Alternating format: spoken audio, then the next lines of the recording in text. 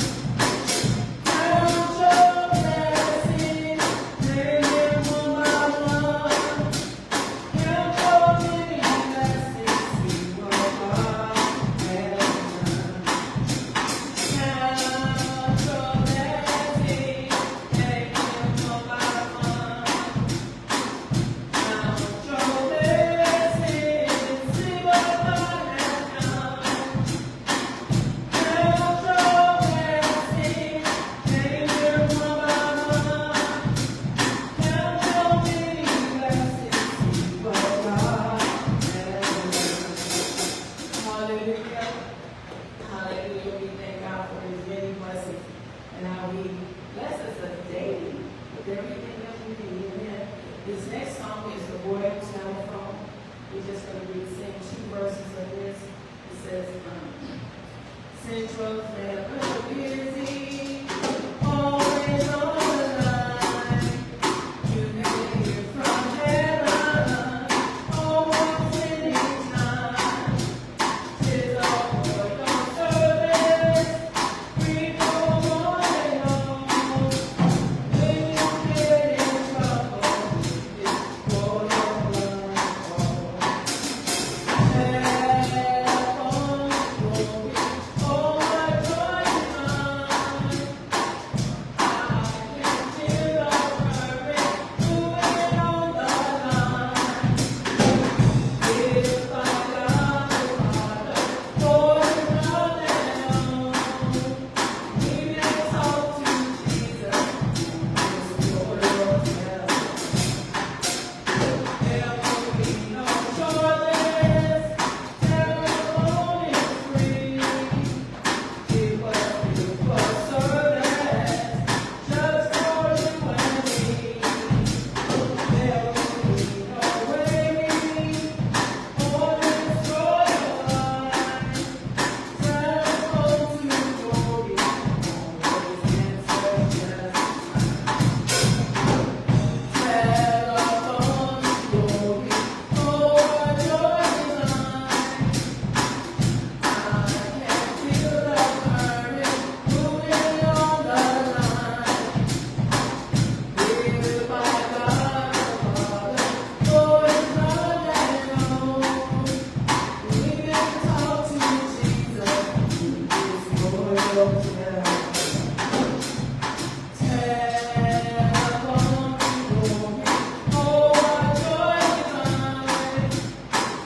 I can feel the current moving on the line. If I got the Father, for His love and known, we may talk to Jesus, who is loyal to heaven. Hallelujah. Hallelujah. The one thing I do love about the Lord, one of the many things I love about the Lord, is that I can call Him anytime throughout the day. I can talk to Him at 4:30. I can talk to Him at midday and in the evening, and He is always available. I know sometimes we call our friends and we can't get through, but we can always get through and talk to our Lord and Savior. Amen. Without further ado, we're going to listen to some and introduce to others our pastor, Pastor William B. C. Amen.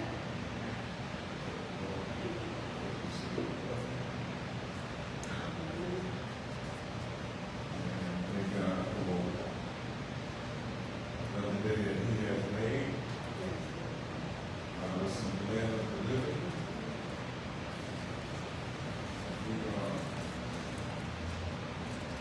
He has blessed us with life, health, and strength. Clothed in our right mind, giving us the desire to worship Him, praise Him. Thank God for each and every one of you that are here.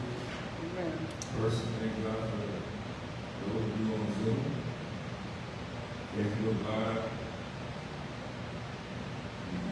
pray that the Lord will continue to bless, continue to be faithful unto you, because we know that the Lord we serve, He is a faithful God. Amen. We are seeking the glory to your faith. We have another lesson on try to move to the scripture. So we're going to learn out.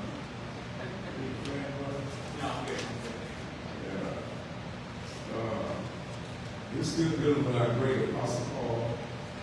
Those who have been following. We're still in the book of Galatians. Because Paul is still concerned about the salvation of the church in Galatians. Still concerned about the condition of their faith. And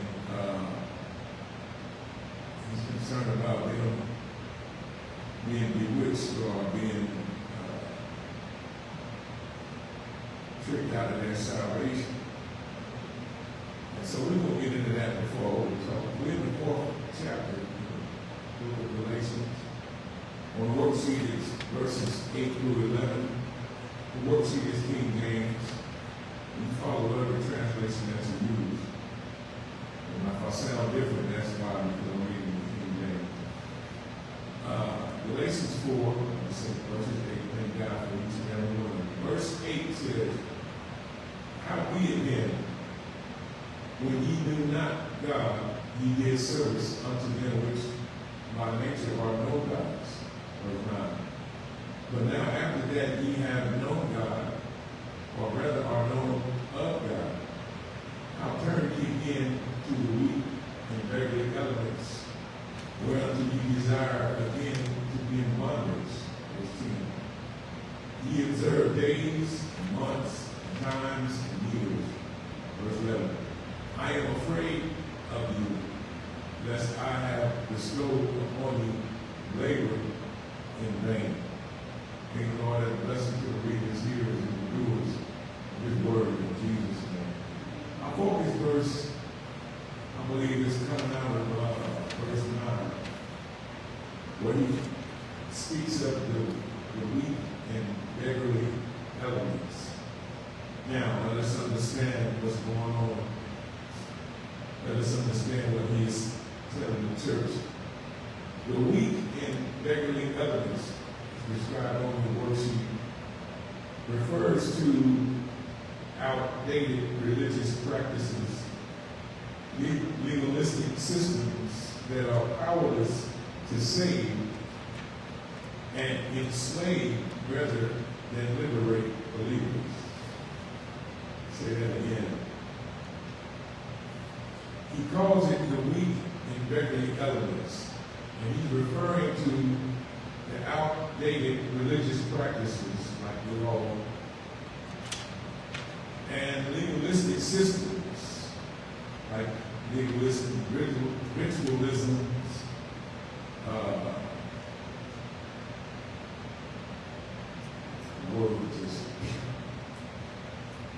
circumcision. I think that's the same one life. Circumcision, ritualisms, and like sacrificing systems of animals and all this stuff. He said that are powerless to save. He said, and enslave rather than liberate believers. What Paul wants the Galatians to understand that the most important thing for the church is to abide in the liberty wherewith Christ has made us free.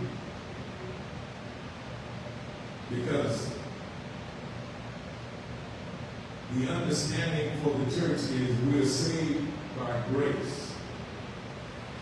And since we're saved by grace, and grace is unmerited benefit or unmerited favor of God, it can't be earned.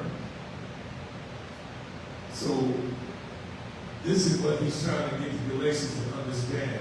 Why are you returning back to these weak and beggarly elements of the world, which cannot save you, only enslave you?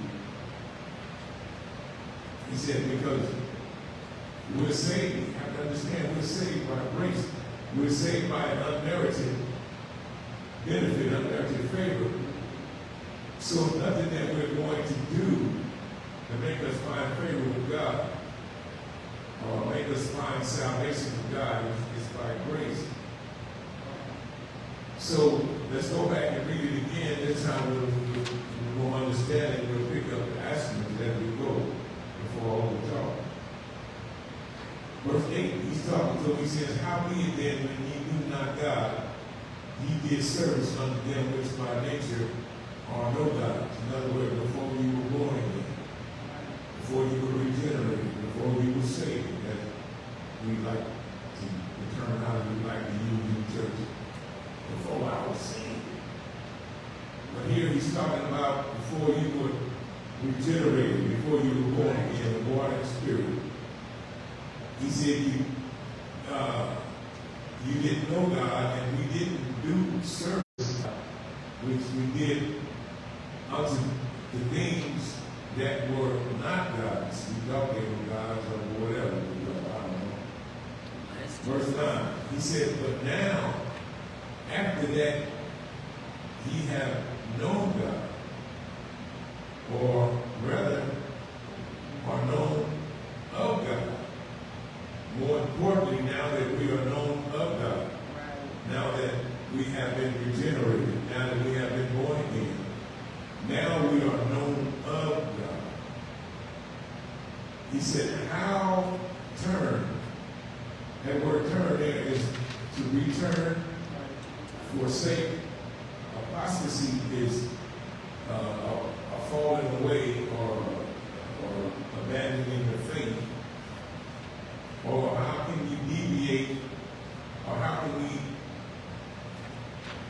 return to being morally corrupt? He said, how can you turn ye again to the weak and beggarly elements, whereunto ye desire again to be in bondage? Bondage is to be enslaved or to become a servant. This is the concern that Paul has for the church. This is the concern the church must have for itself. Now that we are known of God, now that we have been regenerated, how do we turn again? How do we return back to services to those that are not God's? I hear what the Spirit is saying to the church. How is it that we turn to this apostasy? How is it that we abandon our faith for these practices that are not of God? Listen to what he's telling the church. He says, in verse 10, he said, you observe days and months and times and years. This is explained on the worksheet. This pertains to Israel or the Jews. Days are Sabbath days. How do you turn back to acknowledging or worshiping the Sabbath day? When it was weak and it was beggarly in that it couldn't save. All it did was kept you in bondage. Israel never fulfilled the law. Just like before you and I become born again and become saved, we would never be able to fulfill sin. We would just be in bondage to it. We would be slaves to it because sin would never be fully grown. And the Bible said when it is full grown, it brings on death. The Bible said the wages of sin is death, but the gift of God is eternal life. So since we are still living, we were never able to fulfill sin. So he redeemed us.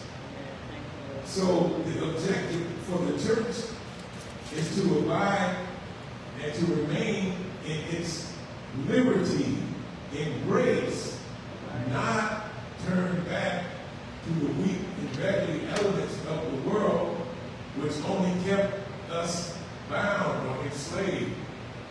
Sometimes we turn back to the weak and beggarly elements of the world, and like the scriptures say, we observe days. I ain't gonna try not to mess with nobody, but we observe days as if to say,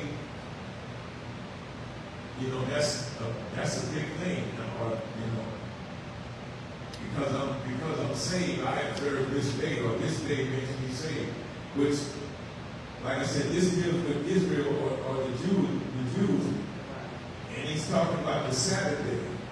That is a whole religion. Sabbath day, the Adventists, Seventh-day Adventists. Well, they honor the Sabbath day. They're turning back to the week and verily elements that have been outdated. These religious practices have been outdated. This is what Paul is telling the church. They are outdated, and they're just, they don't say, they don't have power to say. All they have is the power to keep you enslaved, keep you in bondage. We got to understand the difference between the church and religion. We got to understand, because a lot of us believe we are in the church, but we are practicing a religion. A lot of us believe we are in the church, but we are practicing a denomination. Let me keep going. He said we observe days, Sabbath days, fast days. In certain denominations, in certain religions, they have certain days that they fast. I know I ain't gonna give no amen. But those things are the weak and very elements that he's talking about. They don't say, they just keep you enslaved. They just keep you enslaved. The church operates by the Holy Spirit, the Holy Ghost. You remember when the Pharisees, you remember when John's disciples asked Jesus, why don't your disciples fast? Because John's disciples fast, they fast. And they wanted to know, they asked Jesus, why does his disciples fast? You remember what he told them? He said, how can they fast? He said, how can they fast when we're still here with them? How can they fast? Basically, when I'm here with them. Right. He said, there's going to come a time when I'm gone and then they'll fast. Right. He said, in other words, what do you call the men for the groom? The bridegroom. How can the bridegroom fast when the groom is here with them? I hear what the Spirit is saying to the church. How can the groomsmen, whatever you call it, how can they fast when the groom is here with them? You got to hear what the Spirit is saying. These weak and dirty elements, they don't say they just keep you enslaved. These are outdated religious practices. He said, how can the bridegrooms fast when the groom is here? Right. So when you look at the church, and the church is functionized, or the church operates by the Holy Ghost, the Holy Spirit. The bridegroom is with us. So all you're doing is causing bondage or enslavement. Observing days, these days, we're going to observe every, you know what day it is. That's bondage. That's bondage. Listen to what the Spirit, Paul said, in the 11th verse, he said, I am afraid of you lest I have bestowed upon you labor in vain. These things are not what's saving us, as we believe. We practice these things like they're saving us, and we're proud of it, and we boast about it. Those things are not saving us. What's saving us is if we abide in grace, or abide in our liberty. This is what Paul is telling the Galatian church.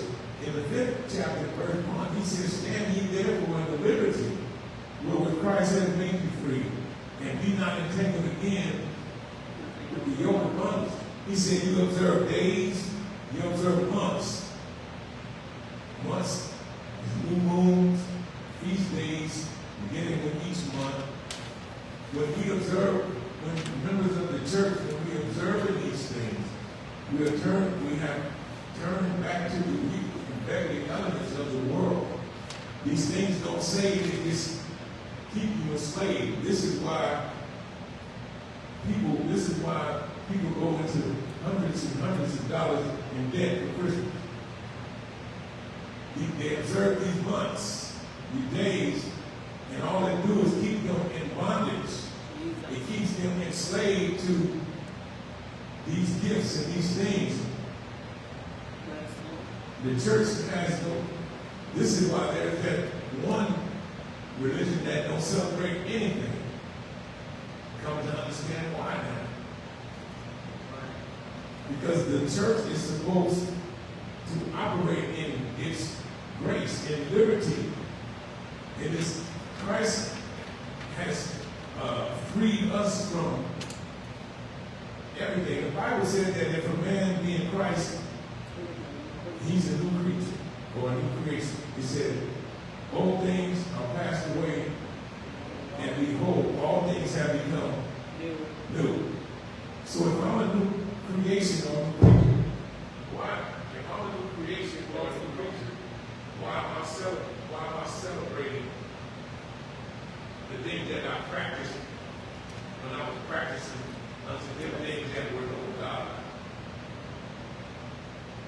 Hear what the Spirit is saying. The things that we are trying to justify and make calls for doing them.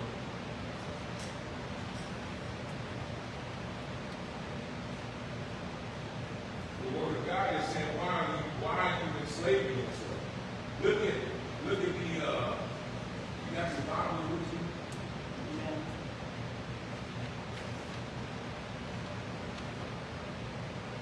Look at the second chapter of Galatians, 18th verse.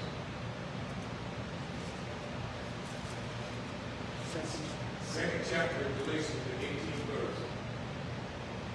For if I build again the things which I destroyed, I make myself a transgressor.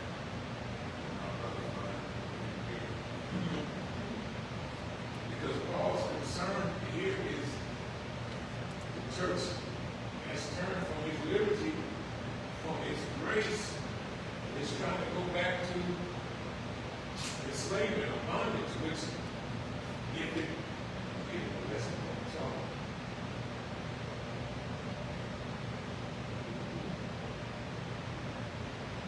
Yes. Second Galatians. Galatians, the second chapter, the 18th verse. Second chapter, 18th verse. Yeah, I got it. Which one? Do you have King James or what do you have? I have what's in the NIV. I can take it. No, read it again. I'll read it to you. It says, if I rebuild what I destroyed, then I really will be the lawbreaker. Right. So he's telling the church, why are we going back practicing those things? We're making ourselves lawbreakers. We're making ourselves transgressors. The objective for the church is to abide in its liberty. Don't we understand what Christ did was to atone or to liberate us? So why are we putting ourselves back under these practices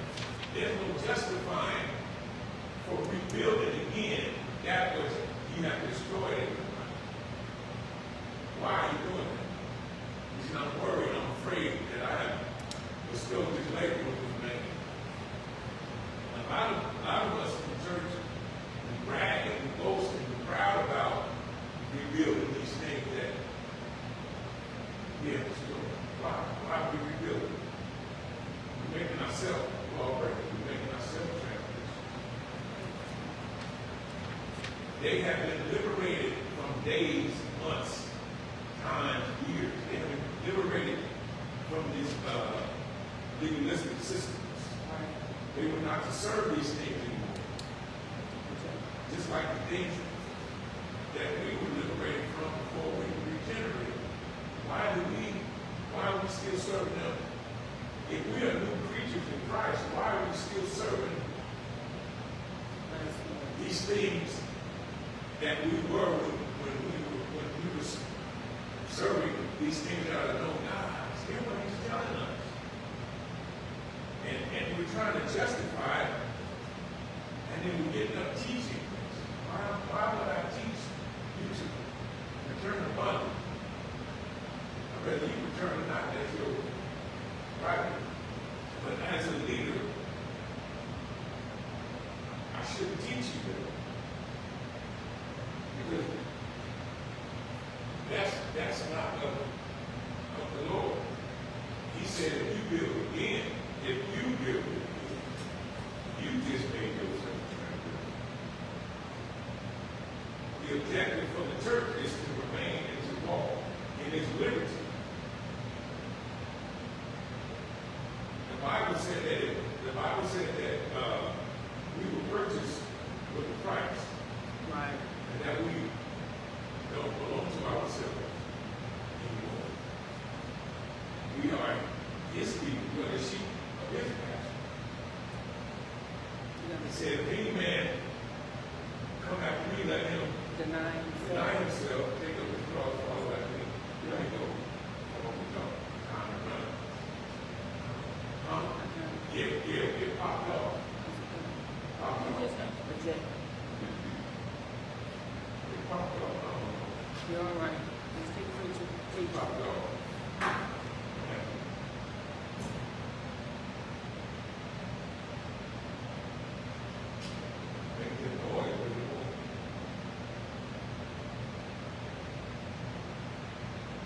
Test.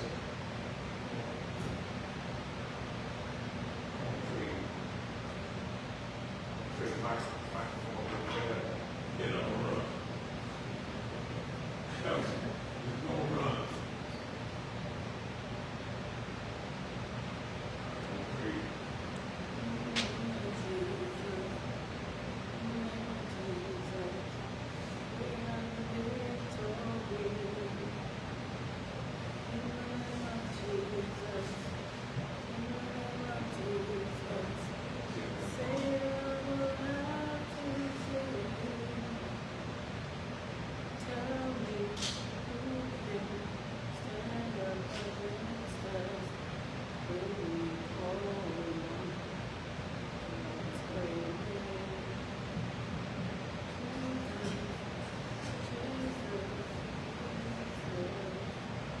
Praise the area. I have to mark this one. All right, let's run. We got the foundation what he's telling the church. Acts 13:39 says, and by him all that believe are justified from all things of which you could not be justified by the law of Moses. And by him all that believe, all that have faith, are justified, are made right from all things from which we could not be justified or made right by the law of Moses. We could not be justified by the law of Moses. This is why the Lord described it as a weak beggarly, because it couldn't deliver, it couldn't save. All it did was kept Israel enslaved. This is what he's saying, that by faith, by our faith, by our continued faith or our continued belief in Jesus Christ, this is how we're justified. This is how we're made right in the sight of God. But the moment we leave faith,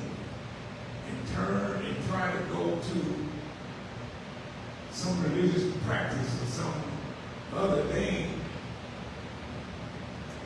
we just messed up. We just failed. We just failed. It has to be faith from the church. The word escapes me now, but all I can think of right now is engine.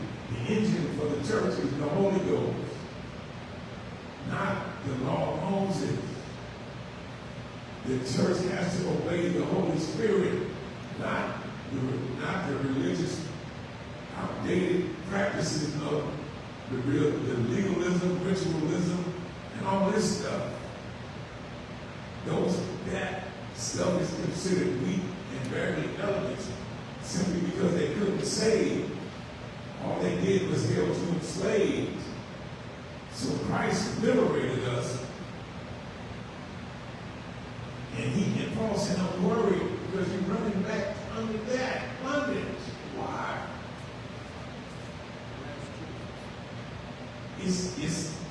It's by your faith that you are made right from all things. By your faith you are justified from all things, from which you could not be justified by the rituals, the laws, the legalistic things of the law. They couldn't save you. Let me keep running before I overtalk. The church has to understand we operate our faith. Amen. We have to believe God in His Word. We have to believe the atoning, the propitiating work of Jesus Christ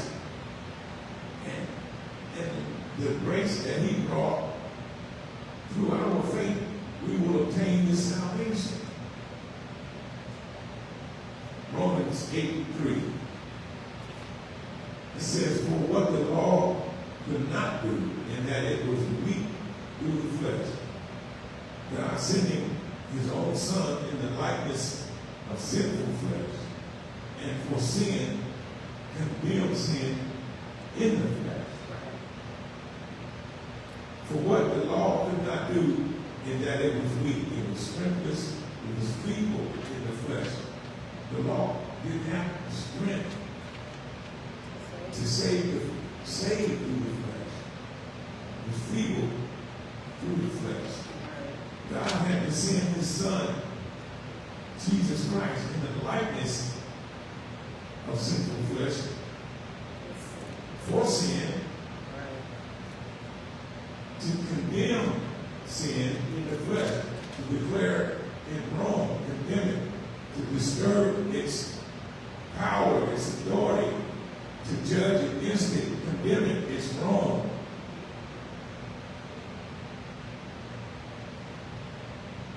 He had to do it by the sacrificing of His life. He had to die to it. He had to die. And when he nailed it to the cross, and He died, He condemned it. He judged against it. He declared it wrong. He disturbed its power, so much so that even in death He went down and took the power of Him who had power over death, which was the devil, Satan. And in the same time, He put on the likeness of sinful flesh, so He could condemn sin in the flesh. Paul says, I see another law in my members, warring against the law of God in my mind. So what Jesus had to do is He had to judge, He had to declare that law wrong. He had to disturb that law. He had to condemn that law in the flesh. Got to hear what the Spirit is saying. The church's power is faith in the Holy Ghost, faith in the atoning work of Jesus Christ. And when we deviate from that, when we forsake that, when we return back to the things, the practices, the outdated practices that are not God's, concerned, I'm afraid of for you. Least I bestowed this labor in vain. We don't want to do anything in vain. Vain is empty for nothing. Moving on. Hebrews 7:11. If therefore perfection were by the Levitical priesthood, under it the people receiving the law, what further need was there that another priest should rise after the order of Melchizedek, and not be called after the order of Aaron? If therefore perfection there is completion were by the Levitical priesthood, under it the people received the law, what further need was there that another priest should arise after the order of Melchizedek, and not be called after the order of Aaron? This is really, how they say, this is really too deep for me, but he's trying to let them know that you cannot turn, you cannot return, you cannot forsake grace, or we cannot forsake our faith in Christ to go back under the law, because the law did not bring anything to perfection. It didn't bring anything to completion. Not even the high priest that performed the service. Every year he had to offer up the sacrifice for himself first, and then for the nation of Israel. It never brought them to perfection or completion. It never saved them. It just always pushed their sins to the next year, to the next day of atonement. So, when Jesus Christ came and atoned,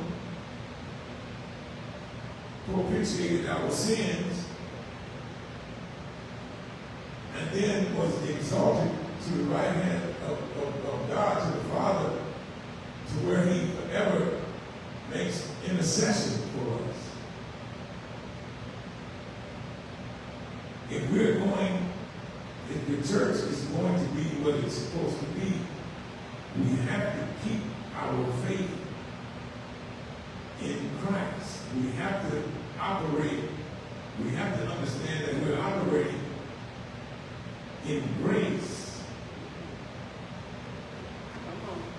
You understand we're operating in grace. And so, since we're operating in grace, we've got to keep our faith in Christ.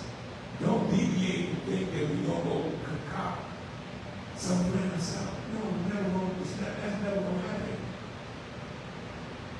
We've got to endure to the end. We've got to keep our faith in the grace of God. Amen. There's never going to come a point where we're going to merit it. These people thought that they could go back and do these practices and they would be saving themselves. No, you're not. Because you were doing, before we knew God, the things that we were doing was not glorifying God. Amen. And so he said, now that you know God, or he said, or rather, known of God, he said, well then how turn again to being in bondage? With grace, the Bible said where sin did abound, grace did more abound. So how do we neglect grace and turn back to sin, to bondage? That's what we do when we observe days, months, and times, and years. These things that are outdated or have nothing to do with God. Those things are no gods. 7:18, Hebrews 7:18 says, "For there is verily a disannulling of the commandments going before for the weakness and unprofitableness thereof.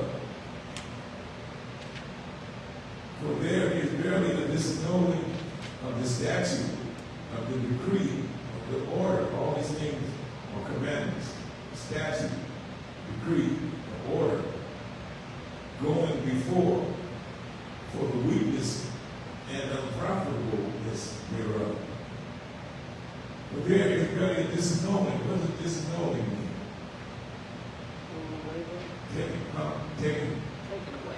Taken away. It's abolished.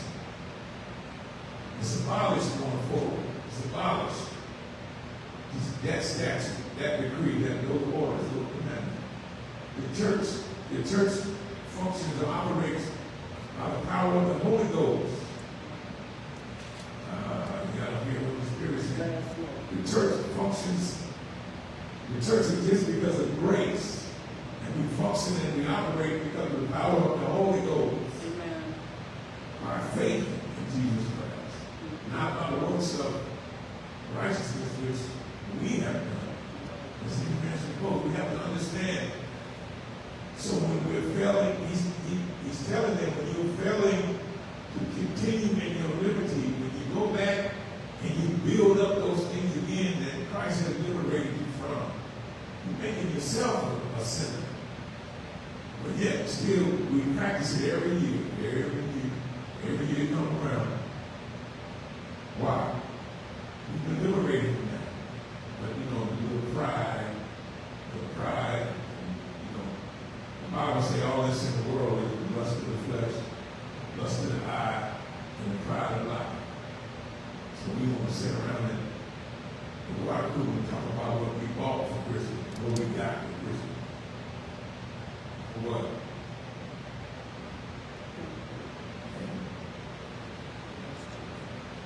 And the world is slick. They throw the birth of Christ in there, make you feel better. That's the day Jesus was born. They throw it in and make you feel better.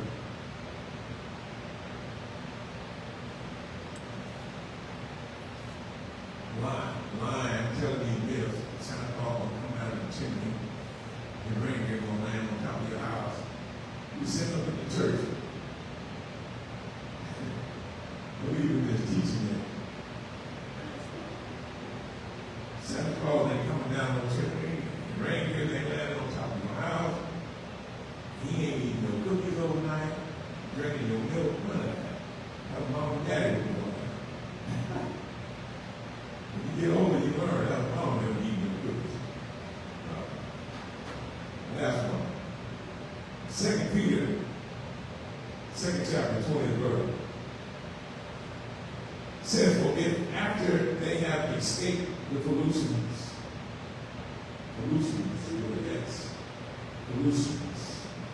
of the world, through the knowledge of the Lord and Savior Jesus Christ, they are again entangled therein and overcome. The latter end is worse with them than the beginning." Pollutions are corruption. For if after they have escaped the corruption of the world, or the foulness of the world, he said, through the knowledge of the Lord and Savior Jesus Christ, after we have escaped, after we have been delivered, after we have been saved from the corruption or the foulness of the world, through the knowledge of the Lord Jesus Christ, once we have learned that He is our Messiah, He's our deliverer, He's our Savior. Once we have escaped the corruption of the world, he said they are again entangled therein and overcome. He said we end up worse than when we did before we got delivered. He said the latter end is worse with them than the beginning. Ladies and gentlemen, brothers and sisters, the church has to stay away from the weak, very element Because they entangle you and they make it worse than the first time you were good.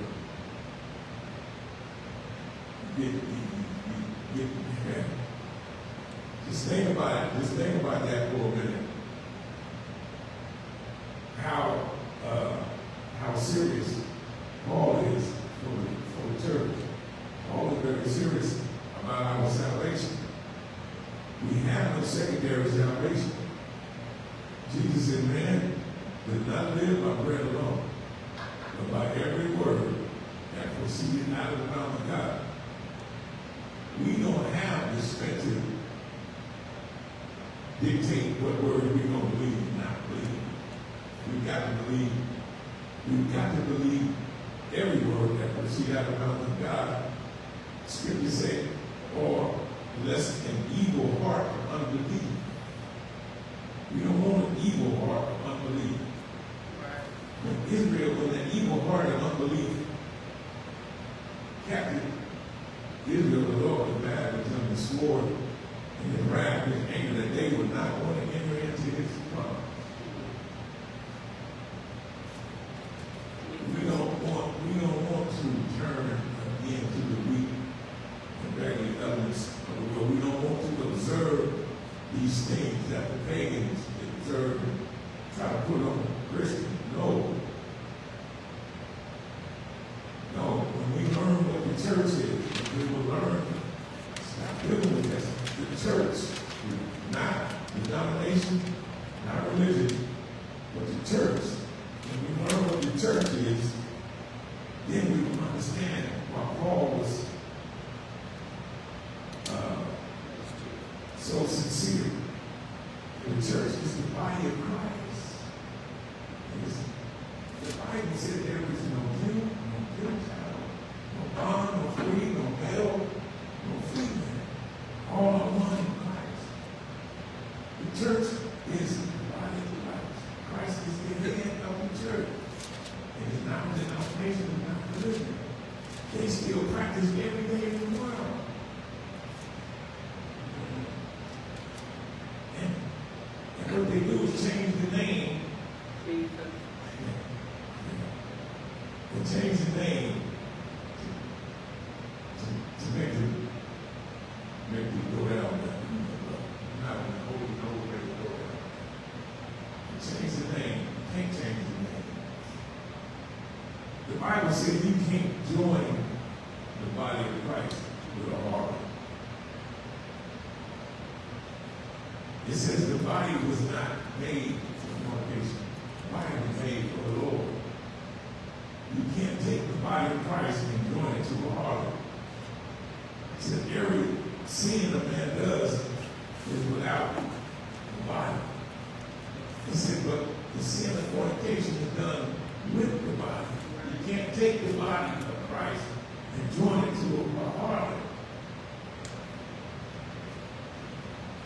The body was made for Christ, not for all this other stuff. Paul says, I'm afraid of you that I have bestowed, amen, this labor on you for nothing. And so as it is always, we encourage you to repent, be baptized in the name of Jesus Christ for the remission of the sin. And allow the Lord to fill you with the Holy Ghost. Except the man is born again of the water and the Spirit, he cannot enter into the kingdom of God. Gospel of John, 3rd chapter. Jesus speaking to Nicodemus. Telling Nicodemus, man has to be born again of water and Spirit. In other words, he has to be baptized in water, he has to be baptized by the Spirit. Amen. This is when John the Baptist came for baptized in water, but Jesus come for to baptize with the Holy Ghost and that with fire. And those things have to take place in order for our conversion. And in order for us to be converted into the body of Christ by the Spirit. Jesus commissioned his disciples to go into all the world and preach the gospel to every creature. He that believeth and is baptized shall be saved. You have churches and religions that tell you, oh, you don't have to be baptized.